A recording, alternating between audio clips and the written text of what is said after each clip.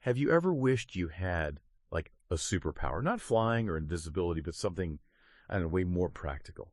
Imagine having a kind of X-ray vision for human behavior. You could actually see hidden emotions, what people really mean, maybe even guess what they'll do next. Think about that edge it could give you in conversations, negotiations, just, well, everywhere. Well, today that's what we're diving into, a system for exactly that, rapid behavior profiling. We're talking about unlocking some pretty deep insights into people in, get this, less than 6 minutes. Our main source here is Chase Hughes' book, 6-Minute X-Ray, Rapid Behavior Profiling. Really powerful stuff. This isn't just, theory. It was actually developed for intelligence ops, serious stuff. But now it's something you can actually use. So our mission today, pull out the most actionable bits, how you can use these techniques to get a real advantage, in sales, negotiations, relationships, or even just understanding the world a bit better. Turning knowledge into actual skills. And that really hits on why this is so valuable, right? Because we've all heard tons of advice on, body language. But what's often missing is a solid results-driven system, something that actually works. Chase Hughes, coming from that military and intelligence background, he saw that gap. I mean, in those fields, the stakes are incredibly high. Vague advice just doesn't cut it. You need effectiveness. The big difference with this 6MX system, as he calls it, is the focus on skills. Skills that actually beat just having information. It's not about reading one single gesture, like a crossed arm or something. No, it emphasizes context, looking at clusters of behavior, patterns, not just isolated little cues. Think about it this way. In any important interaction, you really don't want it to be a fair fight. You want your skills, your understanding, to be way beyond the other person's. This system gives you that kind of edge, that asymmetrical advantage in understanding people. It's about being prepared, really transforming how you see and interact with everyone. Okay, so that leads us to a pretty foundational shift in thinking. Hughes kicks things off with a pretty bold claim. He basically says, most of our failures, business, personal life, whatever, usually boil down to just 3 areas. It's either our communication, like failing to persuade someone, or our observation, we just plain missed the red flags, the clues that were right there. Or, and this is interesting, our own behavior, maybe poor self-management or sending signals we didn't even realize. It sounds broad, but when you stop and think about it, it kind of resonates, doesn't it? It absolutely does. And that's the power of the 6MX system. The goal isn't just reading others better. It's fundamentally about optimizing your own way of interacting with the world, improving those 3 things: communication, observation, and behavior management. So it makes you a better communicator, a much sharper observer, and someone who actually controls their own nonverbals with purpose. Just think back on, past regrets. How many might have turned out differently if you'd observed more keenly or communicated more effectively? The system is designed to give you the tools to maybe avoid some of those future regrets. And that drive for improvement brings us to mastery. He talks about 4 levels. You've got the surgeon, the nurse, the paramedic, and then, I love this, the Grey's Anatomy guy. The Grey's Anatomy guy is that classic case, right? Watched a few seasons, thinks they can do surgery. It's a perfect example of the Dunning-Kruger effect. People with low skill really overestimating how good they are. We all know someone like that, don't we? Read a couple of articles, suddenly they're an expert. Exactly. And there's that saying in military training, knowing is the enemy of learning. It speaks right to that. This system, 6MX, it's not just about cramming information in your head. No, it's specifically designed to be learned easily and then turned into a skill through practice. Real deliberate practice. Yeah. Knowing it is step 1, sure. But it's the ingrained skill, the thing you do automatically after practice that makes the difference. That's the surgeon, not just the guy watching the show. So really, approach this with a beginner's mindset. Even if you think, oh, I've heard that before, try to see it fresh. The goal is real transformation, becoming that sort of behavioral surgeon in your everyday life. Okay, this is where it gets really interesting, the unseen drivers. Brain evolution and nonverbal communication. Hughes has this thing called the 23 rule. Basically, about 66% of communication is nonverbal, conservatively. And the reason goes way back, before language even. Our brains evolved in layers. First, the reptilian brain, pure instinct survival. Then the neocortex, that's our thinking, logical, language part, the I think part. But right in the middle, there's the mammalian brain. And that mammalian brain is absolutely critical for understanding behavior. It deals in behavior and emotion, raw signals. It's constantly scanning other people, picking up cues. But here's the kicker. It doesn't speak English. So when it senses something, danger, opportunity, something that just feels off, it sends emotional signals, what we call gut feelings or intuition. The problem is there's this big information barrier between that intuitive mammalian brain and our rational neocortex. Our neocortex, our thinking brain, loves to take credit. It even makes up reasons, rational memories, to explain decisions that were actually driven by the mammalian brain, like buying something. You might convince yourself it was a totally logical choice based on research, but really your mammalian brain probably felt a desire first, maybe triggered by an ad, and your neocortex just came up with a justification afterwards. So if the mammalian brain is often driving the bus and the neocortex is just narrating the trip, what does that mean for us, practically? Especially for communication. It means that really good communication. It's like a tool that breaks through that wall, gets past the neocortex directly to the mammalian brain. It's about creating that desire, sparking action, hitting that impulse level, the feeling level.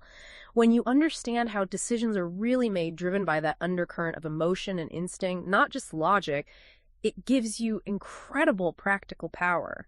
You end up speaking to the real decision maker inside, not just the part that rationalizes everything later. Okay, let's shift to a very modern problem. Attention spans, or maybe the lack thereof. Hughes argues it's not that our attention spans are shrinking. He calls it evolving attention, or maybe more accurately, an interest deficit. Our brains can still focus, right? We binge watch shows for hours. But sit us in a boring lecture. Different story. Our brains have just gotten really, really good at screening. Asking constantly, is this relevant? Is this interesting? Worth my energy? Precisely. So when you're talking to someone today, sales pitch, first date, whatever, you're essentially competing. You're competing with clickbait, cat videos, and, as he puts it, even whatever porn that person watches, for attention. It sounds a bit extreme, maybe, but it highlights the reality. Attention is scarce. And the key phrase here is focus is currency. You have to earn it. And this ties directly into what he calls the wait till the end fallacy. This is that classic trap. You spend ages talking to someone. Could be sales, could be dating, could even be an interrogation. And only at the very end you find out they had these hidden objections or reservations the whole time. The 6MX system helps you avoid that. It teaches you how to spot those hidden, even unconscious objections as they happen in real time. You learn to see not just disagreement, but also every single instance they feel happy about something. That immediate feedback is gold. It lets you pivot, clarify, build rapport way more effectively before those hidden issues completely derail things. It basically turns every interaction into a live feedback loop. All right, so let's move from the why this matters to the what to actually look for. The practical tools. Hughes developed this amazing tool called the Behavioral Table of Elements, the BTE. He originally made it for analyzing prisoner behavior during interrogations over a decade ago. Now it's used by the FBI, police forces. It's super structured. And the core idea isn't single gestures, but clusters of behavior and, crucially, context. Yeah, it's like a periodic table, but for human behavior, for decoding intent. It really is a brilliant framework. It's organized logically, too, head to toe. And then left to right, it goes from behaviors indicating low stress or deception up to high stress and deception. Now, it gets incredibly detailed symbols, confirming gestures, deception ratings for each behavior. We don't need all that granularity for today. Just understand it's a structured system.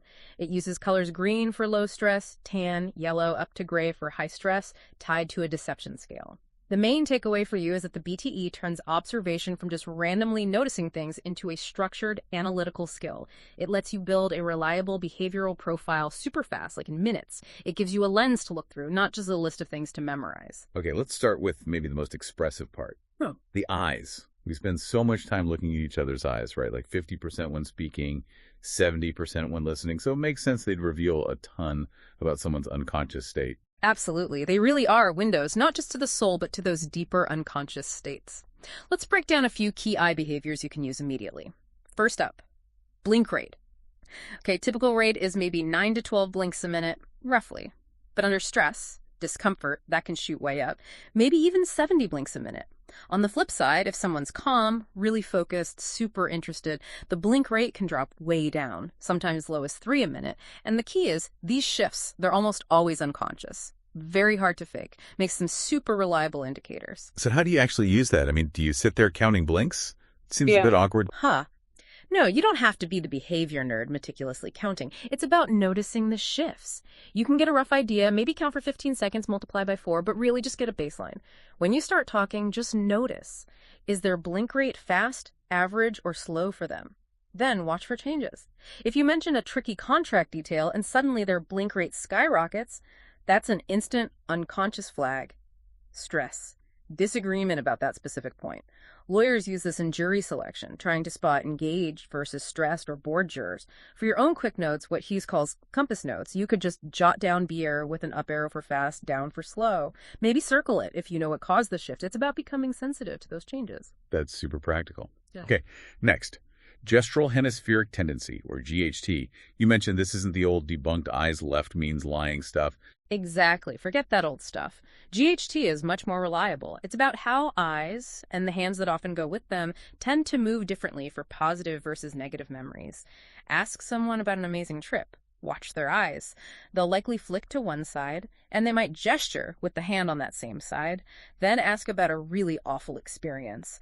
Their eyes and hand will almost certainly go the other way. You can usually figure out their consistent right positive or left positive tendency in the first minute of talking. And the practical use, huge. Once you know their positive side, say you're describing the benefits of your product, you subtly lean and gesture towards that side of their body. It's like an unconscious nudge, linking your message to their positive memory pathways. And you do the opposite for negative things, competitor weaknesses, consequences of not acting in therapy. Lean the other way. In your notes, 8LOP or 8RLP, you're basically meeting their brain where it already goes for good or bad feelings. Okay, so GHT is about accessing positive versus negative. What about eye home? What does that tell us? Eye home is where someone's eyes typically go, their default spot, when they're just normally accessing memories, not under stress.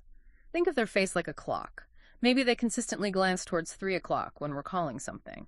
That's their eye home. The key is establishing that baseline early on.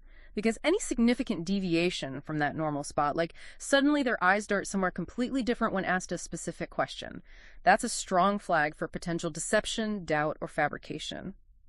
Hughes gives this example from jury selection. A lawyer missed a juror's eye home shift when asked about domestic violence. Cost them the case? Potentially, because the juror was likely hiding something. For your compass notes, you'd just draw a little arrow on your mental compass showing their usual eye home spot. So blink rate is frequency, eye home is location. Shutter speed is about how fast the eyelid actually moves. Precisely. Shutter speed is a direct, unconscious measurement of fear. Think about animal instincts, sudden threat. Eyelids speed up. Minimize the time you can't see. In humans, a sudden quickening of the eyelid blink, even a tiny microexpression, signals fear or high anxiety hitting their system. And this leads to a really cool practical tip. The swimming pool rule of thumb.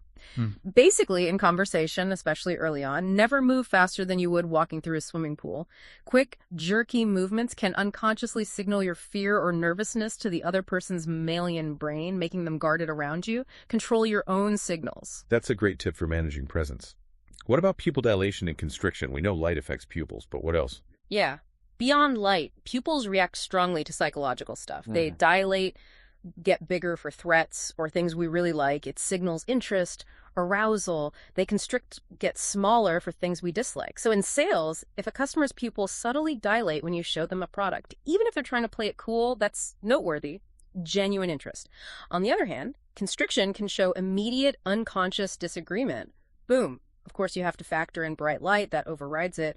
But in normal lighting, especially with the lighter eyes, you can actually practice spotting this. Quick assessment of like-dislike. And confirmation glances. I feel like I see this all the time in meetings. Oh yeah, it's super common and incredibly revealing. A confirmation glance is just that quick look towards someone else, usually for confirmation or approval. It happens right before or right after they speak. And here's the key distinction for you. If they glance before speaking, the person they looked at is likely the real decision maker, or at least highly influential. You can often persuade that third party if they glance after speaking. They're checking if their statement landed okay, if it was believed or approved. That third party still holds sway, or they're checking for belief. This is invaluable for figuring out the real power dynamic in any group. Courtroom, business meeting, interrogation, even watching celebrity interviews. In an interrogation, if a suspect glances at interviewer B after answering interviewer A, big potential flag for deception, checking if the story worked. Last one for the eyes, the eyebrow flash. I can only imagine what my eyebrows are doing without me knowing. Oh, they're definitely busy. The eyebrow flash is that quick, unconscious, upward-outward flick of the eyebrows. Kind of the opposite of a scowl. It's a primal, universal signal. I'm not a threat, I'm friendly, I'm open. Think about when you greet someone you're genuinely happy to see. Your eyebrows probably do it. Practical use. Consciously initiate this yourself in the first few seconds of meeting someone. It's a powerful little signal of approachability. And if they return it, which apparently happens like 90% of the time, it signals compliance, non-threatening, and open body language from them. This is actually the first step towards something Hughes calls behavioral entrainment, subtly guiding someone towards more openness. Compass notes, if maybe with a check mark if they return it. Or note the topic if it happens mid-conversation. Moving on from the eyes. Yeah. The face. Obviously the next most observed part. And we know basic facial expressions are universal, thanks to people like Paul Ekman. So what are the key facial things we should look for practical insights? Okay, first and foremost, lip compression. Squeezing the lips together. This is a fundamental human no. Even babies do it. When someone does this, even for a split second, it means withheld opinions. Internal disagreement. They're holding something back. In sales, if a customer says, yeah, sounds good, but you see that little lip press? Uh-oh. You immediately know you've got work to do. There's a hidden objection there. The key is to pinpoint what you were just talking about right before it happened. Then you can address it directly or circle back later. Compass notes. LC plus the suspected topic. It's a silent shout of no. Makes total sense. What about object insertion? Yeah, anything going into the mouth pen, hair, even biting their own lip or tongue. This almost always signals a need for reassurance, self-soothing. It's a definite red flag telling you, okay, you have work to do on whatever topic just came up. Your job is to figure out that topic and then either offer some kind of reassurance right away or make a mental note to address that specific concern later. It's anxiety leaking out. Notes. OA plus the topic. How can you tell true versus false facial expressions? Like everyone puts on a polite smile sometimes, right? How do you spot genuine? Great practical question. 2 main clues, very reliable. First is the stop versus fade. Genuine expressions, they're chemical from the mammalian brain. They fade off the face naturally as the feeling subsides. False ones, driven by the thinking brain, the neocortex, they often just stop abruptly, like flipping a switch off. Second clue, asymmetry. True expressions, usually symmetrical. Millions of years of practice from the mammalian brain. False ones, often asymmetrical. The neocortex isn't as good at controlling both sides of the face equally. One side might be tighter, and that common artificial smile. Not necessarily deceitful, often just social politeness, but to spot a genuine smile, even behind a mask. Watch the eyes. A real smile, Duchenne smile, engages the upper face. Cheeks lift, you get crinkles at the corners of the eyes, crow's feet. So yeah, if you can mentally cover their mouth and still see the smile in their eyes, it's likely real. Spotting false agreement in a deal or a witness's fake smile. It lets you sharpen your questions, dig deeper, adjust your strategy. What about nostril flaring? He calls it wing dilation. Right. Nostrils flare unconsciously when adrenaline kicks in. Need for more oxygen or just general arousal. Context here is everything. It could be excitement, happiness, or it could be anger, high stress. So if you see nostril flaring plus lip compression when talking price and sales, probably not a good sign. Stress, negative emotion, likely. But if an interrogator sees it when telling a suspect they're cleared, likely excitement, relief. Interestingly, it can also signal attraction. Apparently an evolutionary thing, wanting to smell a potential mate's breath. Weird, but useful maybe. Compass notes? Yeah. NF plus topic, or maybe at Ingham, if it happens specifically with eye contact. Okay, last one for the face. Hushing. Hushing is any behavior that kind of obscures the mouth. Hand to mouth, quick nose scratch covering the lips, a little cough right as they speak. It's instinct. We learn it as kids when trying to hide something, right? Oops, shouldn't have said that. Wow. Now, it can just mean respect or concern or uncertainty, but it's also considered one of the most reliable potential deception indicators. It's an unconscious attempt to hold something back. So if you're explaining something, say in sales, and see hushing plus other objection signs, clear signal. You will need to explain further or ask if they have any reservations. They're unconsciously trying to conceal something, maybe doubt, maybe information. Notes, who plus the topic. All right, let's move down the body. We focus so much on the face, but the body gives off signals too, right? Often less consciously controlled, maybe even more honest. Definitely. The body provides incredibly reliable info. Let's start with the classic arm cross. Often it's just neutral, comfortable. But here's the key. Look at the hands. If the arms are crossed and the fists are clenched, or the fingers are digging in tightly what Hughes calls digital flexion that's significant, that specific combo indicates discomfort, stress, or serious disagreement. And remember, the crucial thing is movement and change, not just a static picture. Did their relaxed, crossed arms suddenly tighten up when you mention X? That's the signal. Okay, movement is key. Got it. What about genital protection? He calls it the fig leaf for guys, or a single arm wrap for women. Yeah, this is a powerful primal signal of vulnerability. Hands moving towards or covering the genital area. It basically means the person feels vulnerable, threatened, or insecure right then and there. Again, it's the movement that counts. Hands were relaxed, now they're covering the groin. What just happened? Imagine a therapist mentions a tough topic, like a patient's mother, and boom, hands go to the fig leaf. Or, in a tense negotiation, a sensitive proposal is made, and a board member unconsciously does that single arm wrap across their lower abdomen. Instantly flags a deeply sensitive or uncomfortable point for them. Compass notes. Jeep plus the topic that triggered it. That feels like a really strong basic indicator. What's the opposite of that finger-curling digital flexion? That would be digital extension.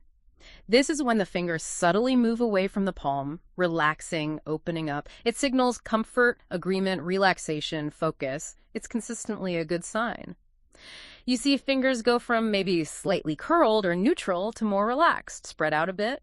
If you're presenting a proposal, maybe you're an executive, and you see digital extension when you state the initial price. Great sign. They're comfortable. It's favorable. Or maybe an airline employee shows it when you mention cocktails on a long flight. You just found a topic they like. This flags every little detail that makes them relax and pay attention. You can even save these good topics for later, maybe when you need to ask for a favor. Notes. D plus the topic. And the feet. Are they really that honest? I've heard things. Yeah. Oh, absolutely. Feet honesty. Where someone's feet are pointed often reveals their true intention or focus subconsciously. Feet pointed right at you, usually a good sign. Engaged, interested. Feet shift to point towards the door. Often means they subconsciously want to leave. Time's up, or they're uncomfortable. In a group, watch where most feet are pointing. Often signals the decision maker or the person holding the most influence in that moment. And because they're so far from the brain, feet are harder to consciously control. They're often the first body part to display fidgeting when anxiety kicks in. I often see people standing with their arms behind their back. What's the usual read on that? Generally, arms behind the back signals confidence, no threat. They're kind of exposing their front, their truth plane, the abdomen. But there's a crucial exception, a really important nuance. If one hand is tightly clasping the other arm behind the back, that signals self-restraint. They're holding themselves back, usually due to intense anger or fear. You might see this in a courtroom from a suspect waiting for a verdict. Or someone hesitating before a big leap, literally holding themselves back, a sign of internal conflict. What about those super subtle shifts, like dominant shoulder retreat? That sounds hard to spot. It is subtle but powerful. It indicates strong, often unconscious disagreement. First up, figure out their dominant hand. Because you're watching their dominant shoulder. When they hear something they strongly disagree with or have a negative internal reaction, that dominant shoulder will subtly pull back, maybe just an inch or two. It's like they're recoiling slightly, almost like drawing back before a fight, but tiny. Hughes suggests visualizing an imaginary red circle right in front of that shoulder. Once your brain is looking for it, that subtle backward movement becomes easier to spot. It means deep disagreement with what you just said, even if they're nodding politely. Compass notes. Mark RH or LH for handedness, then add an R if you see the retreat. Fascinating. A tiny move with big meaning? What about breathing location? Chest versus belly breathing? Right. Our breathing shifts. When we're totally relaxed, like a sleeping baby, it's abdominal from the belly.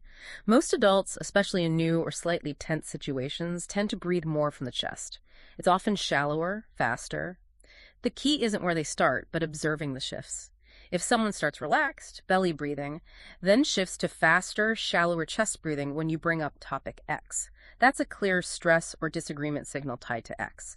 Conversely, if a typical chest breather suddenly shifts to slower, deeper abdominal breathing when you talk about something deeply positive for them, like their dream vacation, that tells you what really resonates, what brings them peace. Compass notes. Ab for abdominal, C for chest, plus the topic causing the shift. And a quick single-sided shrug. What's that about? That quick little lift of just one shoulder. Unlike a full shrug, I don't know. The single-sided one signals a lack of confidence in what's being said.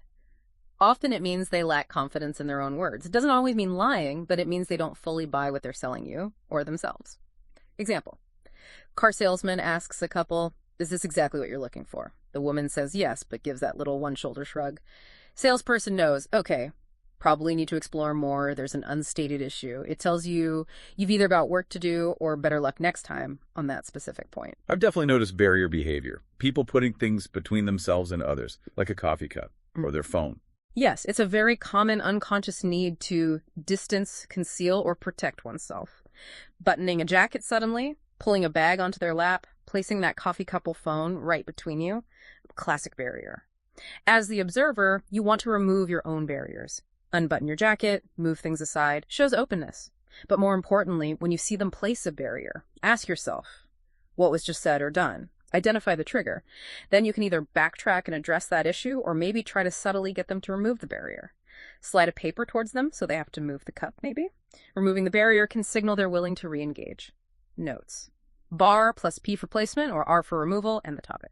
Okay, last couple for the body. Hand to chest and hygienic behavior. Right. Hand to chest, touching the chest area, often indicates sincerity or strong emotional feelings about whatever's being discussed. A good cue that you've hit on something important to them. Use it to steer towards what they care about. And hygienic behavior. That's stuff like adjusting hair, licking lips quickly, picking lint, adjusting clothes, preening, basically. In interrogations, sometimes seen right before someone speaks, maybe an unconscious attempt to look better, more believable. In sales, could signal excitement or pride about the topic. In general conversation, especially meeting new people, often indicates arousal, attraction, and interest. Generally a good sign of engagement, unless the context points towards deception. This is just, wow. So much information just from observing. But what about getting information without even asking? This whole elicitation thing sounds like spycraft. It kind of is, but highly usable. Elicitation is the art of obtaining information without asking many direct questions. Why it works. It's subtle. It feels like normal conversation because you use statements, not questions. And it has this compound effect. People start sharing a little, feel comfortable, then share more. The key rule. The more sensitive the information you need, the fewer direct questions you should ask. Questions can make people clam up. Statements invite sharing. Think about that grocery store example. You want to know what an employee earns? Asking directly. Rude. Intrusive. Using elicitation. You say something like, hey, I read somewhere you guys all got bumped up to $21 an hour recently. That's great. They're almost guaranteed to correct you. What? No way. We only make $14.75 unless you're a manager. They make like $19.50. Boom. Precise, sensitive info, given voluntarily. And because they corrected you, the interaction feels positive to them. They feel knowledgeable, helpful, not interrogated. That's elicitation. Okay, that's clever. Super subtle. Is there a way to structure a whole conversation, especially for tricky topics, using this? Yes, there is. It's called the hourglass method, another technique from intelligence work. It uses the primacy effect, we remember beginnings well, and the recency effect, we remember ends well. The idea is to couch the sensitive part, the info you want to elicit, right in the middle of the conversation. So the memory of that specific disclosure is less sharp. You start broad, general chat, then gradually narrow the focus towards the sensitive topic, elicit the info using your techniques, then smoothly broaden back out to general stuff again, like asking about past relationships. Start general, maybe share a quick, relatable story of your own, gently steer to their details, then broaden back out to dating today. It gets the info, but also, interestingly, often produces an uncommon connection. People feel like they shared freely, which builds rapport. So what makes this possible? What basic human stuff allows these techniques to work so well? Two big human factors really drive elicitation's success. First, the need to be recognized.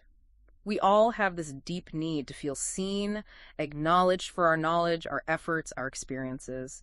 Elicitation often taps into this, giving people a chance to show what they know. Second, and maybe even stronger, is that we will offer information to those that disagree. If someone says something we think is wrong, we feel this powerful urge to correct them, to set the record straight, to defend our knowledge. Understanding these basic drives lets you subtly trigger that information flow without ever feeling like you're pushing. Right, let's get into some specific techniques then, the tools we can actually use in conversation. Okay, first, provocative statements. Basically, any statement may be slightly off or presumptive that just naturally makes someone want to respond. Someone says they travel a lot. You say, wow, you must be exhausted from all that travel. That empathy invites an outpouring of information delays, bad hotels, missed deals. You can stack them. Bet this is a great place to work. Followed by, imagine you're swamped with all this X project stuff. Simple statements, feels natural, but opens the door wide for details. Okay, provocative statements. Next. Informational altruism. This plays on our human need to reciprocate. You share something a bit sensitive or personal first, makes you slightly vulnerable. The other person then feels this unconscious pull to share something similar back. Example. You mention a minor security issue at your own company. You know, I scanned a candy bar at our entrance once and it let me right in. That might compel them to reveal a similar shortcut at their place. Oh, that's nothing. We just wrap a Post-it note around our driver's license. You're basically giving the information out to give permission for them to be equally open. Builds trust, encourages sharing. What about flattery? Compliments are nice, but how do they get info? Flattery, used well subtly, genuinely taps into our desire to seem humble. When someone tries to downplay a compliment, oh, it was nothing, or explain it away, they often spill more information than they otherwise would, just trying to appear modest. You say, great job on that project. Easy to tell who led the charge. They say, well, thanks, but Jane did X. You follow up, sure, but I bet they knew who really pulled it together. This pushes them to explain more, often revealing challenges, their specific role, team stuff. Just don't overdo it. Can sound fake, not socially smart. Ah, and a personal favorite, eliciting complaints. Seems like everyone loves a good vent session. Oh, absolutely. Venting feels good. And it reveals tons of info. Plus, showing empathy builds connection. Use provocative statements or citations to get them started. In an Uber. Bet you guys don't see much of the app fare, huh? Likely gets you an earful about income, the company, daily hassles. Follow up with something like, yikes, I had no idea they did all that to you guys. Validates them, opens the floodgates even more, builds rapport through shared frustration. Next up, citations. This is powerful. You reference something you supposedly saw, heard, or read. It makes people want to correct you or add details. Tell a bank teller you heard the new branch opens in November. They might correct you with the actual date, maybe even reveal internal delays. In negotiation. Heard from some folks your competitor offered a similar deal for around $13K. Even if wrong, they'll likely jump in with the real numbers, their competitor's actual price. Great way to get direct answers to sensitive questions without asking directly. What about verbal reflection? You mentioned the FBI uses something like this. Yes, two great methods here. First is the verbal mirror, classic FBI technique. Just repeat the last three words they said, maybe with a slight upward inflection like a question. Prospect says, if I was able to get the full package, you respond, the full package. It prompts them to clarify, often with amazing precision. Yeah, the order, delivery, and the follow-up, all custom. Yeah. Hughes says, simple repetition made more information flow out. Second is theme repetition. Repeat the general theme, maybe add a provocative statement. Surgeon says, been doing orthopedics 11 years. You respond, saving lives, but that's really rewarding work. Builds connection, invites them to share more about their passion. How about playing dumb with naivete? Deceptively simple, super effective. Act ignorant or less capable on a topic. It appeals to their desire to be helpful, show expertise. They'll often explain things in great detail, sharing info they'd normally guard. Colleagues' complex spreadsheet. Wow, that's amazing. Always wondered how that stuff works. I can barely copy-paste in Excel. They'll likely jump at the chance to explain it all, revealing processes, maybe even strategies. Plays on their need to feel smart. Okay, criticism. This still feels counterintuitive for getting info. Remember, it's indirect criticism, usually not aimed at them, but at a related thing, their company's policy, a type of product, a situation. The goal is to make them feel the need to justify or clarify, and in doing so, reveal more info on a date. Shame so many people aren't just themselves when they first meet someone. They'll likely agree, then maybe share their own thoughts on being open, effectively agreeing to be more open. Car sales. Here, lots of people say these cars don't last long. Prompts the salesman to defend it, maybe revealing recall details, specific features that address that concern. And for getting specific numbers, bracketing. Yes. Instead of guessing one wrong number, offer a range. Makes the urge to correct you with the exact number much stronger. Tell that grocery worker, read you guys got bumped to somewhere between 21 and 29 bucks an hour. They'll almost certainly jump in with, no way, it's only 14,755. Gives them a plausible but wrong range to correct. Very precise. Lastly, disbelief. How does that work? Expressing disbelief, maybe skepticism, no way. It makes people feel compelled to set the record straight, to prove you wrong, explain in more detail. Client says online sales are great. No way you're making a profit just online these days. Economy's tough, competition's fierce. Yeah. That prompts them to justify, maybe revealing actual revenue, margins, secret strategies, stacking disbelief with provocative statements, even more powerful, really amps up the information flow as they try hard to convince you. Okay, we've covered seeing behavior, getting information. Now let's go deeper into the psychology, the core drives, the human needs map. Right. The human needs map helps identify core social needs. Not just Maslow's physical stuff, but the deeper social drivers that shape so much of our behavior. Hughes lays out 6. 3 primary significance: approval, recognition, acceptance. 3 secondary intelligence: pity, strength, power. Everyone usually has one dominant primary, one dominant secondary need driving them. Quick rundown. Significance need to feel important, impactful, talk about achievements, stand out. Approval recognition, seek validation. Often self-deprecating, fishing for compliments. Acceptance need to belong, be part of the group, included. Intelligence need to be seen as smart, display expertise, correct others. Pity need others to see how hard things are for them. Complaints, victim narrative. Strength power need to feel in control, influential, leading, showing toughness. Each has specific tells, indicators. And the connection to addiction, neuropeptides. Yeah. That part sounds kind of intense, even scary. It is intense, yeah. Hughes argues that constantly seeking fulfillment of one need, say, approval, can become a literal chemical addiction. Your brain cells physically change, rebuilding receptor sites to get more of those specific neuropeptide hits associated with that feeling. The body becomes dependent, craving it, which leads to his, quote, secret fifth law of human behavior. Everyone is a drug addict. We all just have different drugs. Our drug might be significance or pity or acceptance. So what's the practical use of knowing that scary part? How does that help us? It gives you the most effective lever you can pull to persuade and influence. Seriously, once you ID someone's core needs and the hidden fears tied to them, like fear of abandonment for significance, fear of looking dumb for intelligence, you can tailor your approach perfectly. Selling to someone high in acceptance, frame benefits around fitting in, social connection, avoiding criticism. You talk to their need. This lets you get compliance, get success in ways that seem almost lucky. But it's not luck. You're addressing their deepest unconscious drives. Okay, next up, locus of control. Heard of this, but how does it fit in here? Locus of control is about where people place responsibility for outcomes. Internal locus. They believe they control their destiny, skills, choices, effort matter most. External locus. They believe luck, fate, other people, circumstances control things. Practically, it changes how you talk to them. Someone with strong internal locus. Don't talk about luck or chance. Focus on skill, responsibility, consequences of their actions. Vital in jury selection, for example. Want jurors who believe in personal responsibility. Look for internal locus. And running off the deep psych. Yeah. The decision map.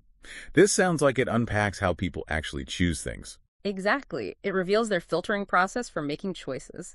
6 main decision factors or pillars. Deviance, novelty, social, conformity, investment, and necessity. Deviance types want what's different, unique, breaks norms. Novelty wants what's new, cutting edge, exciting. Social bases choices on how others will see them, social standing. Conformity wants to fit in, maintain group status. Investment focuses on long-term value, durability, ROI. Necessity looks for what solves an immediate practical problem. You can often spot these visually. Bright blue hair, maybe deviance. Standard business suit. Maybe conformity. Knowing this lets you frame your pitch, your message, to match their filter. Selling a phone case. Deviance wants the weird one. Novelty wants the latest. Social wants the team logo. Investment wants max protection. You tailor your language to their unconscious decision style. It resonates way deeper. Incredible depth. Okay, we've listened for drivers. Okay. What about listening between the lines? Linguistic profiling. How does sensory preference identification help? We all naturally talk using words tied to our main way of experiencing the world. Visual, auditory, or kinesthetic, feeling touch. A visual person might say, I don't see the point, doesn't look right. Auditory, I hear you, but it doesn't sound right. Kinesthetic, I get it, but it doesn't feel right. The practical application. Identify their dominant preference early on by their word choice. Then, adapt your language to match. Talking to a kinesthetic person. Use more feeling words instead of see my vision. Try get a feel for this concept. It's not just a trick, it genuinely helps them process the information better because you're speaking their brain's preferred language. Huge for sales, courtrooms, even conference calls with your auditory boss. Check their social media beforehand for clues. And pronoun identification. How does I versus we tell us about someone's worldview? Pronouns reveal a lot about how people think, their perspective. 3 main types. Self-users, I, my, me, team users, we, us, our, everyone, and others users, generalizing with people, strangers. Ask about a new job. Self-user talks about their office, their benefits. Team user talks about how everyone gets along, we collaborate. Practically speak their language, selling to a self-user. Focus benefits on them individually, how they gain, not the team. In business, understand clashes might happen between self and others users because they literally frame the world differently. Tailor your message to their framework. Lastly, for linguistics, the use of adjectives. How do they unlock emotions? Adjectives reveal inner workings, emotional hot buttons, values. Hughes calls it linguistic harvesting. You actively listen for the positive and negative adjectives someone uses frequently, mentally, or actually keep a 2-column list. They describe a past boss as horrible and ignorant, but colleagues as fantastic and amazing. Note those exact words.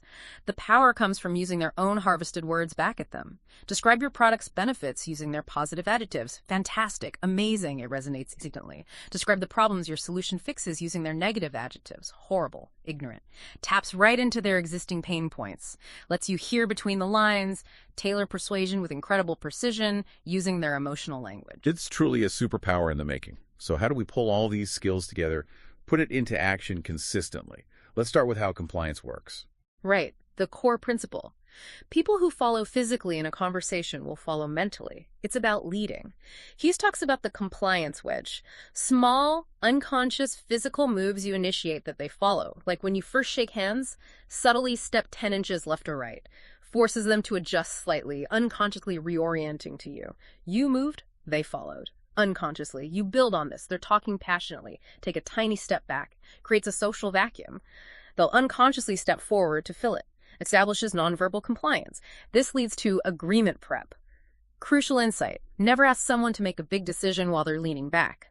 Leaning back signals disinterest, resistance. So get them leaning forward before the ask. Hand them a pen, slide a paper across the table, offer water. Gets their back off the chair. Once they're physically leaning in, they're physically primed for agreement. And you're basically manufacturing the same nonverbal signals of agreement that go with a yes. Okay, but tracking all this needs, decisions, GHT, blink rate, lip compression in real time. Yeah. That sounds like a lot to juggle. It is. That's where the quadrant and the behavior compass become your practical tools, your real-time dashboards. The quadrant is simpler, like a mental post-it. Helps focus on just a few behaviors at first. Draw a plus sign, mentally or on paper. Label quadrants with abbreviations, DF, digital flexion extension, NEs, needs, DS, decision map, LP, lip movement, whatever you're tracking. Make initial observations, error IO. Watch for changes, jot notes, arrows for shifts. Then, crucially, circle an observation when you figure out the context, the why. It creates a workflow. The full behavior compass then integrates everything. Decision map style, handedness, sensory preference, pronoun use, locus of control, human needs and fears, GHT, and the quadrant for specific behaviors. It's a circular diagram, mentally or on paper. You fill it out, circle the abbreviations matching their profile, note their fears, the pronouns to use. It's your blueprint for surgical analysis. Helps prepare beforehand or track in real time, letting you fluidly adapt your strategy based on what you see and hear. Okay, let's bring it all together. Walk us through those critical scenarios from the book. Show how this profiling informs the actual communication strategy. Exactly. This is where theory hits the road. Scenario 1, Q. Collision with Emily. Eating disorder. Profile. Needs. Acceptance, aptitude, fears, social criticism, disregard. Decision, social conformity. Sensory, visual. Pronouns, team. Locus, internal. Positive adjectives, amazing, cool, rewarding. Negative, horrible, dark, mean, careless behaviors. Digital extension, volunteering, good. Flexion, past relationship, bad. Lip compression, meds, bad. Blink rate, UP, self-discipline, bad. Blink rate, down. Journaling, drawing, good. How to approach. Don't just hammer her internal locus. Take charge. Instead, frame therapy benefits around how her friends group will appreciate her growth, accepted social needs. Talk about meds, lip compression trigger. Preemptively address concerns. I know meds can be confusing. Any specific worries? Use her negative words, horrible, dark, for consequences of inaction. Use her positive words, amazing, rewarding, for therapy benefits. Maybe describe therapy helping her see a crystal clear future, visual. Link therapy to drawing, journaling. Blink rate down. Use team pronouns. We can work through this. Tailored to her internal world. That's incredibly specific. Okay, scenario 2. Sales David, recurring contract. Profile. Needs significance, intelligence. Fears, abandonment, looking dumb. Decision. Novelty. GHT. Right positive. Pronouns. Self-focus. Sensory. Audio. Locus. Accuse internal. Positive adjectives. Badass. Interesting. Brilliant. Negative. Nasty. Ridiculous. Overbearing. Outdated. Behaviors. Digital extension. New phone good. Flexion. Paperwork bad. Lip compression. Taxes bad. Blink rate UP. Product safety bad. Blink rate down N. Networking good. Single shrug. Company readiness doubt. Pitch strategy. Frame service as most groundbreaking approach I've ever heard of. Novelty audio. Focus benefits on how he personally stands out. Self pronouns. Significance. Closing. Lean slightly to his right. Positive GHD. Use his words. Service is badass. Brilliant for him. Old problems were nasty, ridiculous, outdated. Casually mention his new phone working. Positive traders. Address the single shrug doubt subtly. It's using his entire profile to craft the message. That's the difference between a lockpick and having a key. So how does someone actually train this? turn all this info into an actual, usable superpower. What's the plan? Hughes gives a clear 4-phase training plan: visual, audio, response, mental. And the key word is training. This has to become a skill, automatic, not just stuff you know. It's about consistent, gradual practice. Master 1 or 2 things at a time until they're second nature. Visual phase. Focus just on observing. Pick 1 or 2 behaviors: blink rate, lip compression. Watch everyone for a week. Watch reality TV muted, then unmuted. Train your eyes to spot behaviors and link them to context. Audio phase. Shift focus to listening. Pronouns, adjectives, sensory words. Listen to podcasts or TV with eyes closed. Train your ears. Response phase. Start consciously changing your communication based on what you see and hear. Pause a show, profile a character using the compass, then rehearse out loud how you'd talk to them differently. Mental phase. Integration, where it all becomes unconscious. You profile people in your head, in real time, almost without thinking. Fluid adaptation, that methodical approach. That's how you go from knowledge to skill, how you become truly formidable. Wow. Okay. We have covered an incredible amount of ground today from 6-Minute X-Ray. It's really clear this isn't just about reading people. It feels more like understanding the underlying human matrix in every single interaction we have. This deep dive really offers a path to developing that kind of X-ray vision for conversations, for relationships, seeing what's usually hidden. And that depth of understanding, it brings empathy too, right? And effectiveness. Hughes has this final thought. He says, you'll start seeing people differently. You'll begin to notice everyone covering up some kind of suffering. He says at first you might think you're misreading it, but you aren't. Everyone is suffering and insecure at times. And how we cover that up. That's actually one of the key ways you identify their core human needs. So the path to real influence, deeper connection, it starts not by telling, but by truly seeing, truly hearing what people are already showing you all the time. So the challenge for you listening right now is to just start. Start small. Pick one thing: blink rate, lip compression. Try to spot one human need. Just observe for a day. Then maybe try one elicitation technique, low stakes. It's that consistent, practical application that turns this amazing knowledge into your own personal superpower. Go out there and start seeing the matrix.